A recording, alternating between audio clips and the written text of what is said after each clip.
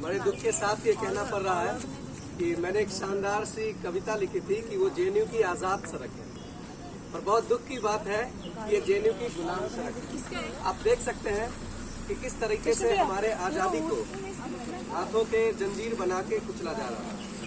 तो मैं कहना चाहूँगा कि आज मुझे अफसोस है उस पंक्तियों को लिखने पर, जिनको ये लोग जो है मिटा देना चाहते हैं।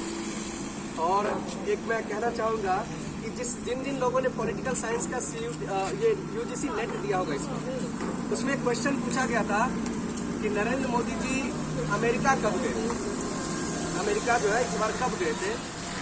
तो मैं आपको कह रहा हूँ कि जो नेक्स्ट यूजीसी नेट का एग्जाम होगा उसमें ये क्वेश्चन पूछा जाएगा कि वाइस प्रेसिडेंट जेएनयू कब आए, अभी रिसेंट जेएनयू कब आए थे।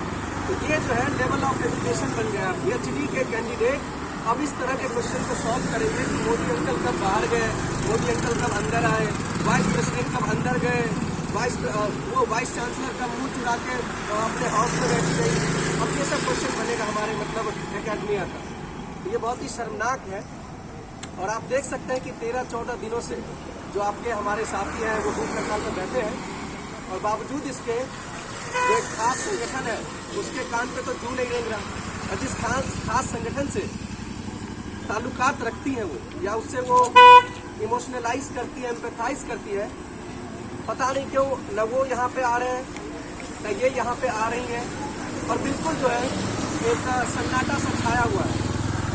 जेएनयू की जो लोकतांत्रिक विरासत है उसको ये पूरी तरह से कुचल देना चाहते हैं। जितने भी जेएनयू को आप देखेंगे कि सिस्टमेटिक तौर पे जेएनयू को कैसे बर्बाद किया जा रहा है। यहाँ की लोकतांत्रिक जो मूल्य है, व्यवस्था है, इसको धीरे धीरे करके टुकड़ों में बांटा जा रहा है, टुकड़ों में तोड़ा जा रहा है। और बहुत शर्मनाक है कि 8000 के कैंपस में आज जितने स्टूडेंट्स हैं उनसे ज्यादा सिक्योरिटी गार्ड। ये बहुत शर्मनाक है। तो ये जो ज्ञान का मंदिर जो है, जिसको हम कहते हैं, मंदिर ही बोलूंगा, मस्जिद बोलूंगा तो विवाद हो जाएगा। तो ये जो ज्ञान का मंदिर है जेएनयू, इसको ये लगातार ढा रहे हैं।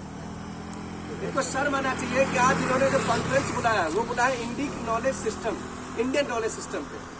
और उनको ये पता होना चाहिए कि इंडियन नॉलेज सिस्टम का सबसे जो ग्रेट लाइन है वो है let the Nobel thoughts come from every side. तो ये जो आर्गुमेंटेटिव जो जेएनयू है, ये जो डाइवर्स व्यूज रखने वाला जेएनयू है, ये जो अदर तरीके से सोचने वाला जिंदा दिमाग कौम है जेएनयू की, उसकी बातों को ये सुन नहीं रहे हैं। और ये बड़े बड़े कॉन्फ्रेंस, बड़े बड़े लेक्चर अपने अंकल को, अपने ताया को, अपने ताऊ को बुला के जो लगातार कॉन्फ्रेंस करवाए जा रहे हैं, तो बड़े शर्म की बात है। मैं इनको कुछ नहीं बोलूंगा, न बीसी को बोलूंगा, न सिक्योरिटी गार्ड को बोलूंगा, न जेएनयू के एडमिनिस्ट्रेशन को बोलूंगा। शर्म आती है मुझे स्टूडेंट्स पे, जो 8000 स्टूडेंट्स हैं, वो किस तरीके से बहाने मारेंगे कि अरे बारिश हो रही थी। अभी कहाँ बारिश है। और मुझे लगता है कि जो लोग सच में अगर जेएनयू के लिए सोचते हैं, सच में जेएनयू को प्रेम करते हैं, सच में जेएनयू की विरासत को बचाना चाहते हैं, उनके लिए न बारिश मैटर करेगा, न धूप मैटर करेगा। हम लोग भगत सिंह की विरासत से आते हैं। 116 दिन तक उपवास किया था उस इंसान ने। किसके लिए किया था? क्या खुद के लिए किया था? तो ये सब हमें सोचने की जरूरत है कि ये जो जेएनयू की विरासत है, क्या उसके बर्बादी की वजह जेएनयू की जनता ही तो नहीं है, जेएनयू के स्टूडेंट्स ही तो नहीं है, बीसी तो बाद में आती है। तो हमें बहुत ही ज्यादा मोबिलाइज होने की जरूरत है।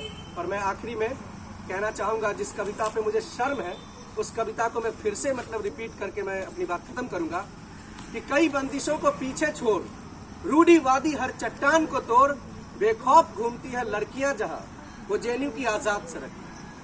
जब सत्ता का अभिमान बढ़े, प्रशासन का कुशासन सर चढ़े, तब जलती है प्रतिरोध की मशाल जहां, वो जेएनयू की आजाद सड़क। जो प्रेम की मिसाल है, सत्ता पर उठता एक सवाल है, वैचारिक विरोधी भी साथ चलते हैं जहां, वो जेएनयू की आजाद सड़क है। और मुझे बहुत शर्म है कि वैचारिक विरोधी के तौर पर जो एबीवीपी है वो आज नदारद है, गायब है। तो मुझे उस कविता लिखने पे शर्म है और मैं इसके लिए सॉरी बोलता हूँ। और बस धन्यवाद। समावेशी समाज।